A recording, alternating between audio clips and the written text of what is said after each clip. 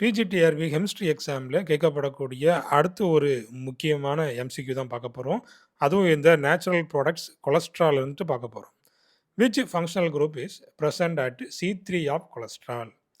அதாவது இந்த cholesterol structure இருக்கு பாருங்க, அதில் C3 அதாவது கார்பன் ஆட்டம் 3 தேர்ட் பொசிஷனில் என்ன ஃபங்க்ஷனல் குரூப் வந்து ப்ரெசென்ட் ஆகிருக்குது அப்படிங்கிறது தான் கொஸ்டின். அப்போ இந்த கொஸ்டினுக்கு ஆன்சர் பண்ணணும் அப்படின்னு ஆச்சுன்னா கொலஸ்ட்ராலினுடைய ஃபுல் ஸ்ட்ரக்சர் வந்துட்டு மைண்டில் இருந்தால் மட்டும்தான் ஆன்சர் பண்ண முடியும்.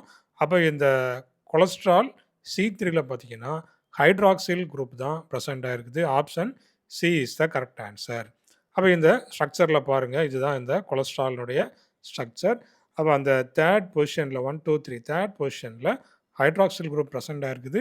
அடுத்தபடியாக 4 5 5 6ல் பார்த்தீங்கன்னா ஒரு டபுள் பாண்ட் ப்ரெசென்ட் ஆகிருக்குது.